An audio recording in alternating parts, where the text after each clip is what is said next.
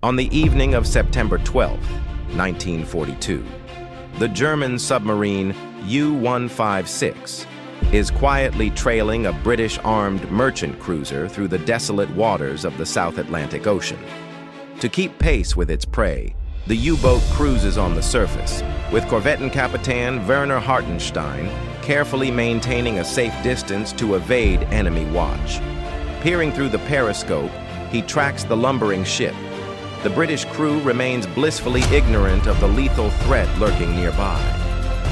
As night descends, stray lights from unblacked-out cabins give Hartenstein the perfect aiming points.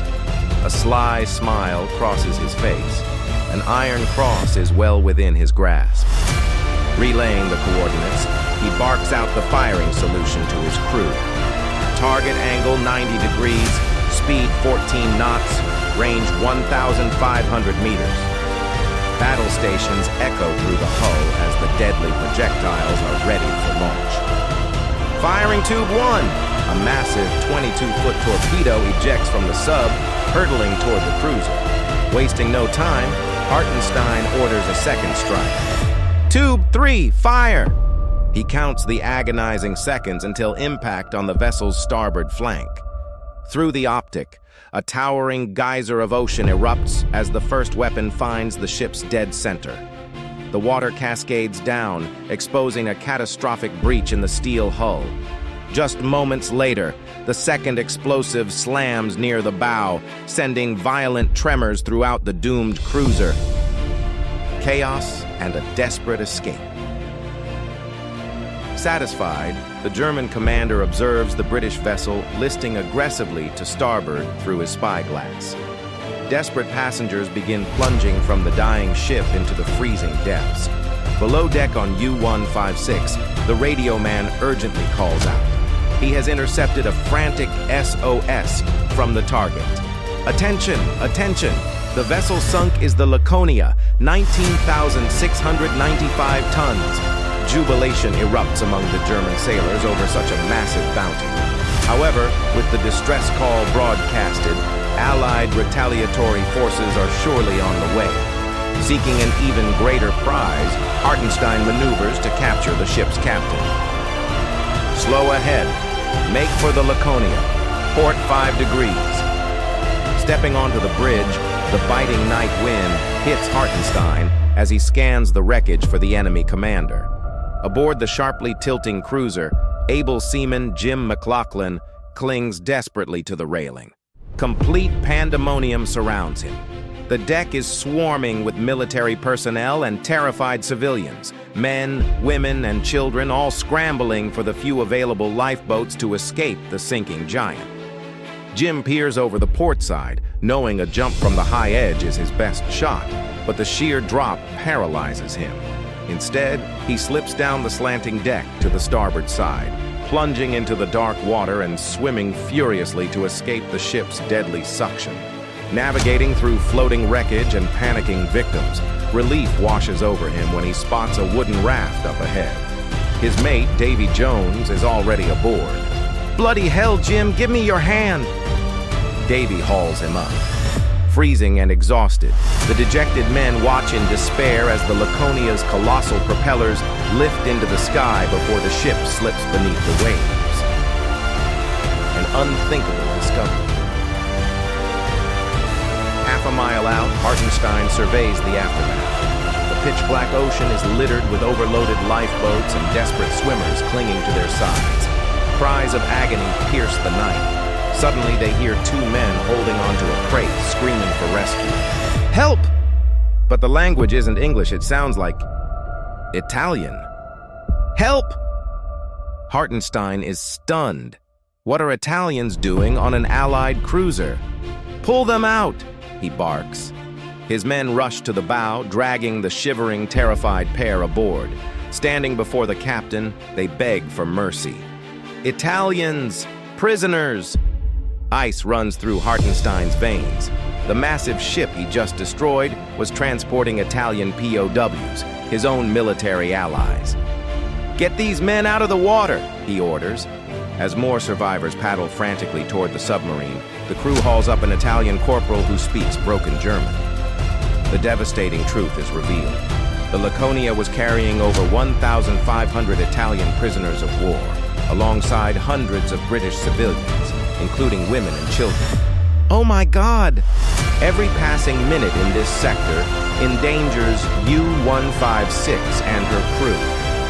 Standard orders dictate an immediate retreat from the danger zone.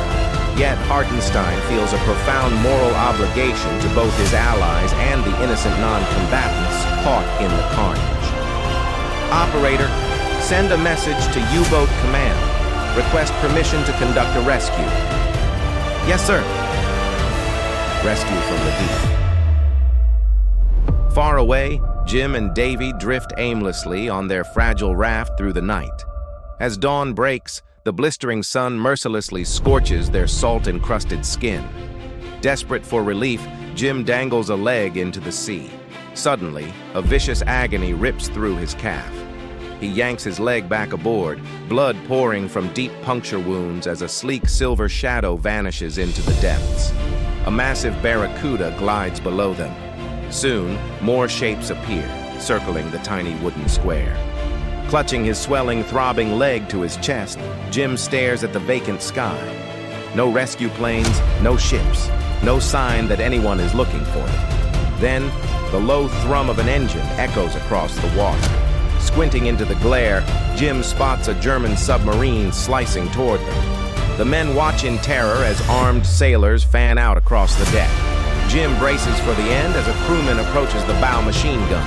But instead of firing, the German curls a thick rope and hurls it toward Jim and Davy. Catch, Englishman! Having secured permission to mount a rescue, Hartenstein has decided his enemies are just as worthy of survival as his allies. The U-boat crew hauls the small raft in, dragging the two Britons aboard. Collapsing in exhaustion, Jim looks up, shocked to see a smiling face peering down at him. Ah, Royal Navy. Well, we couldn't just leave you in the water. Helped to his feet by the sailors, Jim is escorted below for medical care, becoming the first of dozens of Allied personnel taken aboard U-156. A sitting duck. As the days pass, the submarine remains in the disaster zone, continually pulling in survivors. Italian soldiers, British troops, Polish guards, and civilians soon pack the interior and deck to the absolute limit. Hartenstein outright ignores the tactical risks, refusing to abandon people to the ocean. He orders 4 lifeboats lashed to the sub's hull to hold more people, effectively slowing the U-boat to a walking pace and transforming it into a sitting duck. His only defense is an unencrypted plea broadcasted across open channels. If any ship will assist the shipwrecked Laconia crew, I will not attack her, provided I am not attacked by ship or air force. Despite the radio warning, a sense of dread looms. Out on the deck, a lookout spots a threat. Aircraft low to starboard. An unidentified plane circles the overloaded sub. It flies close enough for the crew to see the White Star Roundel of the United States. At the controls of the B-24 Liberator is Lieutenant James D. Hart, actively hunting for Laconia survivors. Got a submarine down here, heading down to investigate, Hardin radios. Descending to an altitude of just 250 feet, Hardin easily spots the crowded deck and the string of lifeboats. Down below, Hartenstein yells, "Fix the Red Cross flag!" Crew members scramble to the bow to drape an enormous Red Cross banner over the 105mm deck gun. Now get down on the deck. Every soul on U-156 is entirely exposed, their lives in the American pilot's hands. The Liberator circles without attacking, prompting a sigh of relief from the German commander. Hartenstein brings a captured RAF officer topside to transmit an Aldous lamp signal. RAF officer speaking from German submarine, Laconia survivors on board, soldiers, civilians, women, children. However, the American flight crew is confused. Untrained in reading light-flashed Morse code, the only word they decipher is German. Hardin flies out of range to establish radio contact with his commanders at the top-secret Wide Awake airfield on Ascension Island. He reports to Captain Robert Richardson, struggling to articulate the surreal scene below. "What are your orders, sir?" This has got to be some kind of German trick.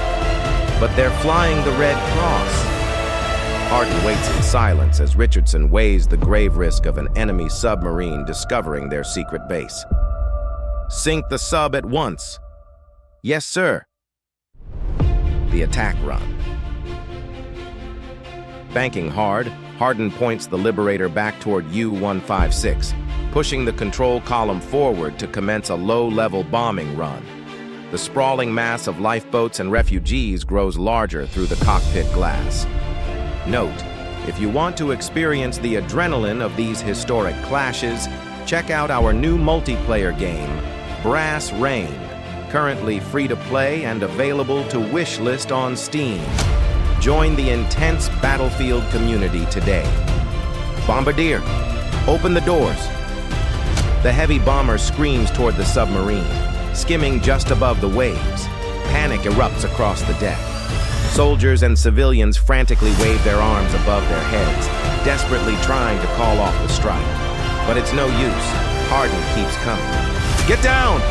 The Liberator roars overhead, dropping its payload. The bombs splash into the sea just short of the sub, sending up towering plumes of water that drench the crowded deck.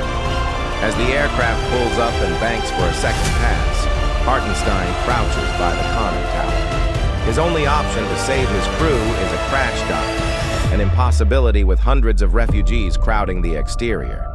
It is an agonizing decision, but the order must be given. Cut the lifeboats loose! A sailor sprints to the rear with an axe, hacking wildly at the tow lines. A heavy blade comes down, severing the connection to one lifeboat. Two left. The sailor rushes over and buries the axe into the next rope. It cuts halfway through, but the hemp is too thick. Raising the axe for another swing, he realizes he is too late. The Liberator is already screaming back in. Hartenstein throws himself onto the deck as a bomb whistles from the sky. This time it's a direct hit. A deafening explosion obliterates one of the lifeboats, instantly killing several men. Wood splinters and shrapnel rain down as Hartenstein watches the devastation unfold. The bomber makes a third deadly pass, releasing an explosive that detonates directly beneath U-156.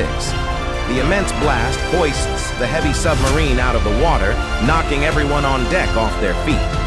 From the cockpit, Hardin watches the U-boat wallow and thrash in the foam. He secured the kill, yet he can't shake the heavy feeling that he has done something terribly wrong. U-boat sinking.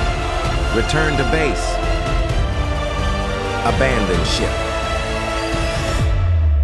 Inside the crippled submarine, Hartenstein scrambles down the ladder into the control room. Damage report. We are taking on water. The batteries are leaking. Hartenstein has no choice. To avoid total destruction, he must submerge his boat immediately. Out! Out! Everyone out! Absolute mayhem ensues as the remaining survivors hurl themselves off the deck into the churning sea. Jim fights the surging current with all his might, eventually being hauled aboard a floating lifeboat. The towering steel hull of U-156 pulls alongside them one last time. Captain Hartenstein leans down from the bridge, his voice booming over the chaos. Set your course north-northeast. The coast of Africa is 700 miles away. I wish you good luck. Giving a final salute, he rushes back inside. Jim watches as the submarine sails away and slips quietly beneath the waves, leaving the survivors completely alone in the vast ocean. The aftermath of the Laconia. It would take the stranded survivors an agonizing 24 days to reach land. Plagued by starvation, dehydration, and relentless ocean predators, their numbers dwindled every single night. Finally, they washed ashore in Liberia. When the counting was done, fewer than half of the Laconia's roughly 2,800 passengers had survived the sinking. Captain Werner Hartenstein would not survive the war. He was killed a year later during a patrol in May 1943.